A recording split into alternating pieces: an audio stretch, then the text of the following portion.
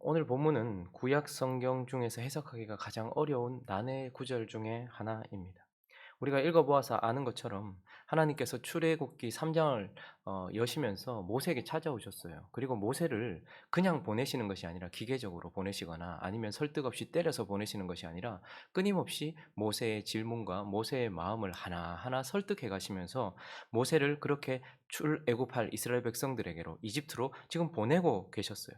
그런데 오늘 본문을 보면 이제 그가 이집트로 들어가려고 하는데 이제 마음을 정하고 들어가려고 하는데 그 가는 길에 하나님께서 갑자기 모세를 죽이시려고 한다라는 본문을 보게 되고 그의 아내는 갑자기 아들의 할례를 행하게 되었고 그래서 모세가 살았다라는 뭐 이런 이야기들을 보면서 도대체 하나님께서 왜 이렇게 하셨고 도대체 이건 무슨 의미가 있기에 지금 모세를 죽이시려고 했고 할례 이야기를 여기서 하는가 이것을 해석하기는 참 난해한 구절입니다. 그래서 이 본문에 대하여 많은 학자들과 또 목사님들이 이렇게도 말하고 저렇게도 말하고 이렇게도 해석하고 저렇게도 추측을 하고 이렇게도 주장을 하기도 하고 여러 이야기들이 있는 구절입니다.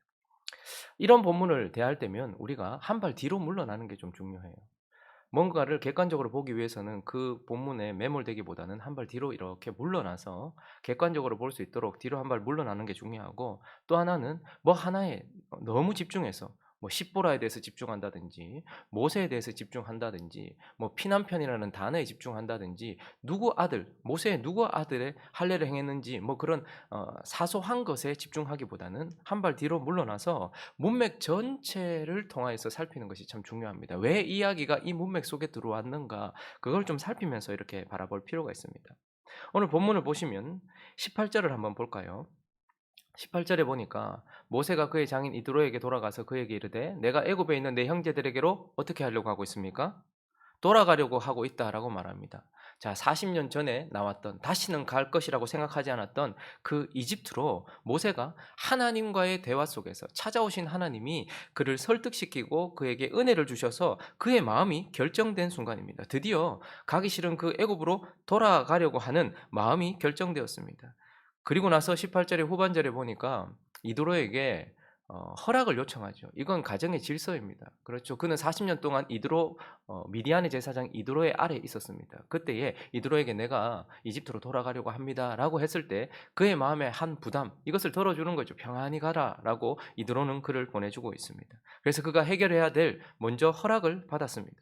그리고 19절을 또 보시면요. 또 모세의 한켠 마음에 어려움이 있었던 것은 그가 살인자로 아직까지 그 죄명이 그대로 기록되어 있는 상태였잖아요. 그런데 19절을 보니까 미디안에서 모세에게 이르시되 애굽으로 돌아가도 된다. 네 목숨을 노리던 자가 다 죽었느니라. 그러니 한 세대가 지났다는 거예요. 그 왕이 바로의 왕이 바뀌었다라는 뭐 그런 의미겠죠. 그래서 왕이 바뀔 때마다 한 세대가 지난다라고 생각했으니까 이제 네가 살인죄를 쓰고서 살인자가 되었지만 이제 거기에 대해서도 걱정하지 않아도 된다라고 모세의 마음까지도 평안을 허락해 주었습니다. 거기다가 20절을 또 보시면요. 이제 자기의 가족들을 다 태우고 가는데 셋째 줄을 한번 같이 읽어 볼까요? 그가 무엇을 가지고 가는지 읽습니다. 시작. 모세가 하나님의 지팡이를 손에 잡았더라. 이 출애굽기를 누가 기록했습니까? 모세가 기록했습니다. 3장에서는 그가 하나님의 지팡이 그리고 자기가 가지고 있던 지팡이 그리고 이전까지는 그 지팡이를 그저 자기의 지팡이 모세의 지팡이 그냥 이런 목자의 지팡이로 기록하고 있어요. 그런데 이제 그의 마음속에 이 지팡이를 통해서 역사하실 하나님에 대한 신뢰가 생겼다는 것이 그래서 그분의 능력이 그와 함께하고 있다는 것이 하나님의 지팡이라는 이 단어 속에 나타나고 있습니다. 그는 이제 하나님의 능력도 구비하게 되었습니다. 그가 가져야 될 마음 그리고 평안 그리고 모든 것이 해결되었고 하나님의 능력까지 손에 가지고 가게 됩니다. 그리고 23절을 보면요.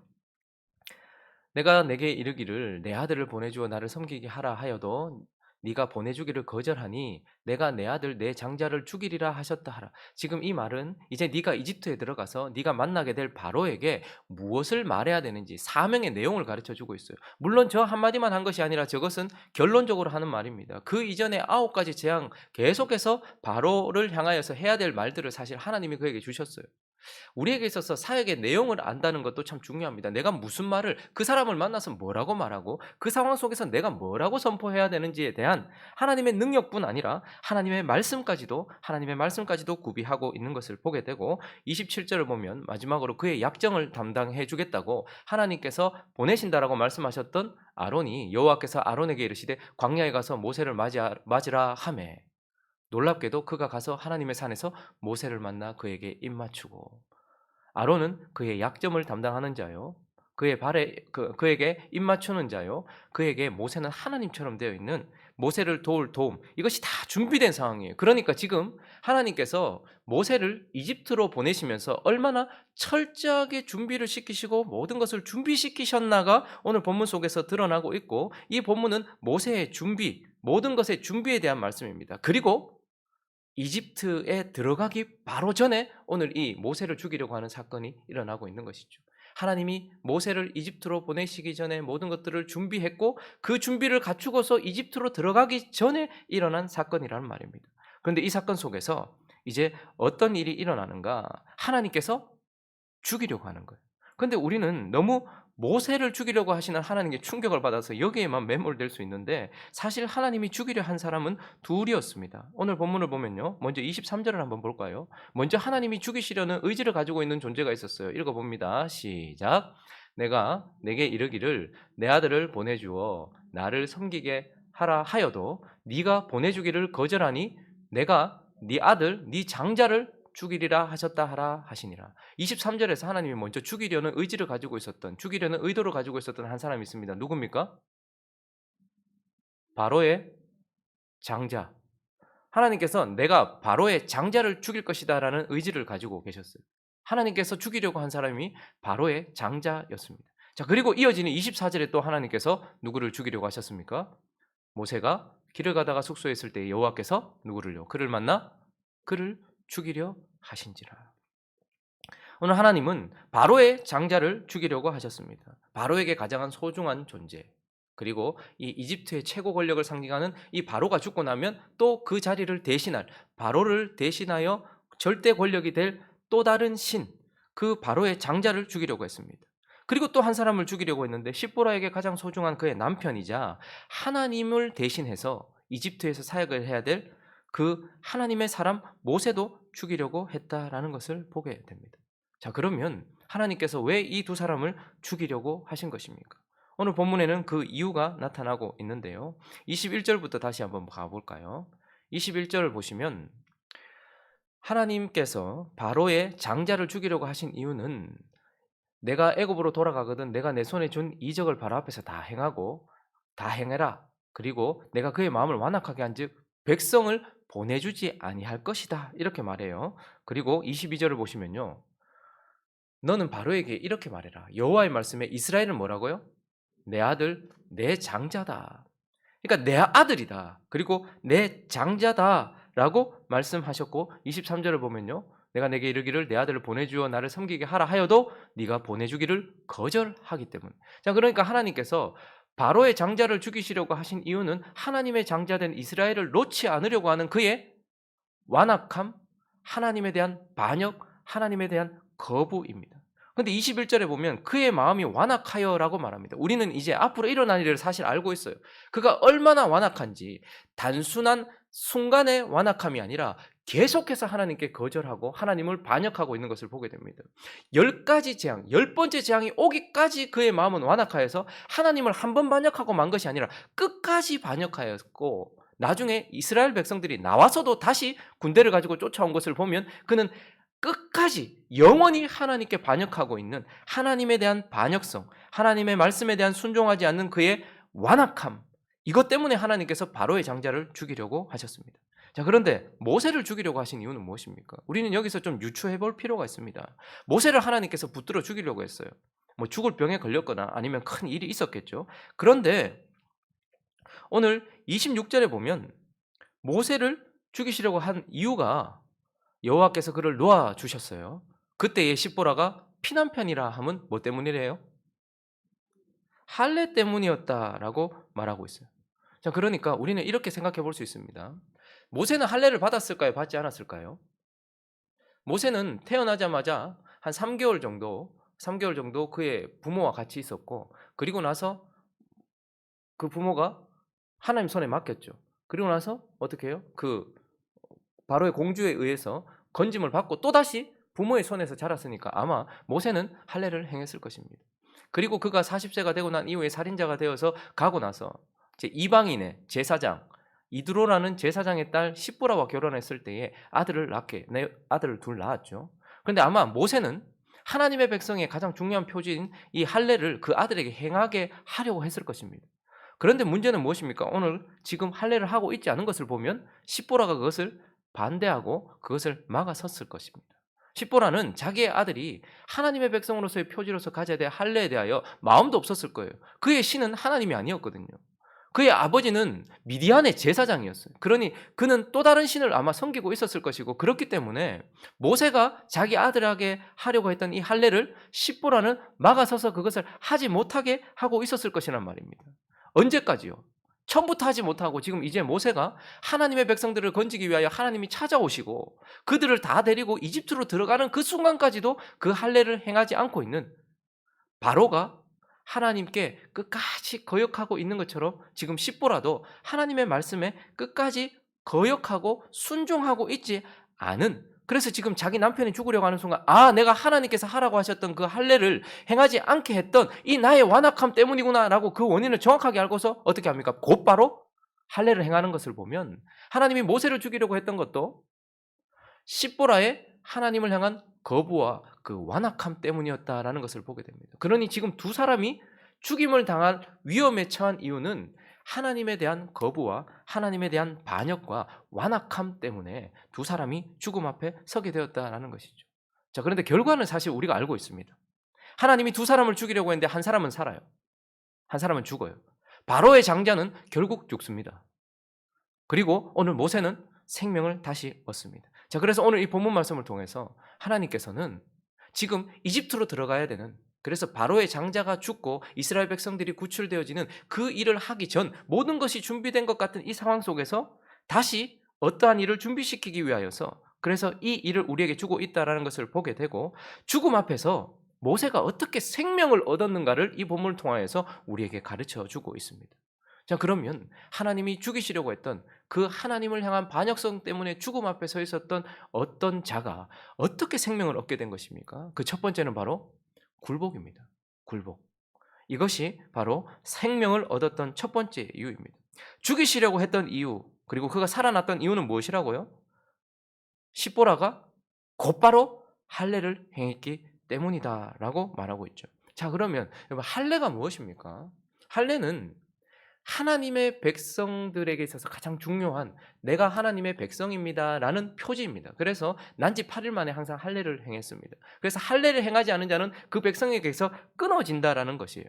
그런데 우리는 구약이 이제 다 종료되었고 완성되었고 이렇게 생각하다 보니까 할례에 대한 의미를 아무렇지도 않게 생각하는데, 사실 이 할례가 신약 시대를 살고 있는 우리에게 뭐로 이어졌습니까? 세례로 이어져 있습니다. 근데 할례는 단순히 몸에 내가 하나님의 백성입니다라는 것을 흔적을 드러내는 것이 아닙니다. 이 할례는 그 당시에 사실 이스라엘 백성들만 하고 있었던 특별한 것은 아니었습니다. 이집트 사람들 중에도 할례를 받은 자들이 있었고 다른 종교를 가진 다른 민족들 중에도 할례를 받은 자들이 있었어요. 그런데 이스라엘 백성들의 할례는 특별한 것이었습니다. 이 할례가 어디서부터 시작됩니까? 이스라엘 백성들의 시작점이라고 할 수 있는 믿음의 조상 아브라함이 17장에서 99세 되던 그때에 하나님이 아브라함에게 주셨던 약속에 대한 믿음의 표지로 한 거예요. 하나님이 아브라함에게 뭘 약속하셨습니까? 아들을 주겠다라고 약속했어요. 그런데 75세의 부름을 받은 그가 99세가 되기까지 그 아들을 얻지 못했지만 그는 끊임없이 어떻게 합니까? 엘리에셀을 통해서 아들을 만들어 보려고 했고, 그리고 하갈을 통해서 아들을 만들어 보려고 했어요. 그래도 안 돼요. 그때쯤에 하나님께서 찾아오셔서 너는 내 앞에서 행하여 완전하라 이렇게 말합니다. 어떤 행위를 요구하시는 것이 아니라 하나님 앞에 완전한 믿음을 보이라는 거예요. 그래서 99세 때에 할례를 행함으로써, 할례는 남자의 생식기에 포피를 베어내는 거예요. 그러나 그 생식기 끝에 포피를 베어내는 것이 아니라 그것이 무엇을 의미하냐 하면 나의 생식 능력 자체를 절단하는 것을 의미하는 것입니다. 그러니 지금 아브라함 편에서 봤을 때는요, 내가 지금 하나님께 받아서 하나님께서 내게 약속하신 것은 아들이란 말이에요. 그런데 그 아들을 낳을 수 있는 유일한 통로가 되는 나의 이 생식 능력, 그런데 그 포피를 자름으로써 이것까지도 모두 포기하고 잘라내어도 하나님이 어떻게 하신다는 거예요? 하나님이 자신의 능력으로 내게 아들을 주실 것이라는 믿음의 표지이기도 하고 자기 자신의 포기이기도 한 것입니다. 그래서 하나님의 백성들의 할례는 나 자신의 절대적 포기와 하나님에 대한 절대적 믿음을 담고 있는 하나님의 백성으로서의 표지예요. 세례도 마찬가지입니다. 세례도 내가 그리스도와 함께 죽었다라는 나의 절대적인 포기와 그렇지만 그리스도로 말미암아 내가 다시 살았다라는 하나님에 대한 믿음이 담겨 있는 것이죠. 그러니 할례라는 것은 하나님의 백성이다라는 그 믿음과 신뢰와 자기 포기가 담겨 있는 것으로서 하나님께서 요구하신 것이었어요. 그런데 모세는 그 아들에게 할례를 행하지 못하고 있었고 그 원인이 되는 십보라가 그것을 하지 못하게 하고 있었다라는 것이죠. 자, 그런데 오늘 25절을 다시 한번 볼까요? 25절 읽어봅니다. 25절과 26절에 있습니다. 시작. 십보라가 돌칼을 가져다가 그의 아들의 포피를 베어 그의 발에 갖다 대며 이르되 당신은 참으로 내게 피난편이로다 하니 여호와께서 그를 놓아주시니라. 자, 그가 드디어 십보라가 드디어 하나님께 굴복하는 순간, 그때 하나님께서 어떻게 합니까? 모세를 놓아주시니라 라고 말하고 있는 것입니다. 그러니 하나님 앞에서 바로의 장자든 하나님께서 세우신 모세든 모두가 다 사실은 하나님께 반역성을 가지고 죽음 앞에 서 있는 위태로운 존재예요. 그런데 그 가운데서 어떻게 생명을 얻는가? 그 첫 번째는 바로 그런 하나님 앞에 나 자신을 완전히 굴복시키는 것입니다. 믿음이 전제된 하나님께 굴복을 시키는 것, 하나님께 굴복하는 것, 이것이 생명을 얻는 첫 번째 표지입니다. 그리고 오늘 본문이 진짜 중요한 두 번째는 무엇입니까? 생명을 얻었던 이유는 바로 피뿌림이다라고 오늘 본문은 우리에게 가르쳐주고 있습니다.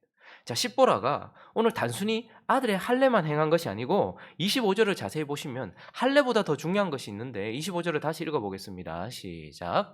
십보라가 돌칼을 가져다가 그의 아들의 포피를 베어 그의 발에 갖다 대며 이르되 당신은 참으로 내게 피난편이로다 하니 26절을 보니까요. 여호와께서 그를 놓아주시니라. 자, 할례를 했을 때에 하나님께서 모세를 놓아주신 것이 아니고 십보라가 그의 아들의 포피를 베어서 그의 발에 갖다 대니 이렇게 됩니다. 자, 저기서 그의 발에 갖다 댄다라는 것은 무엇을 의미할까요?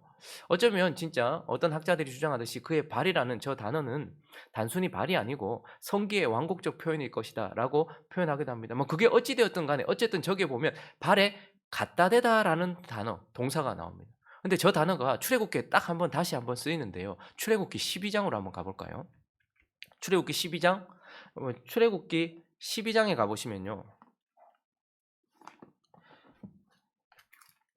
출애굽기 12장에 가보시면 여러분들 성경 12장을 시작할 때에 저는 파란색으로 되어 있는데 위에 뭐라고 되어 있습니까?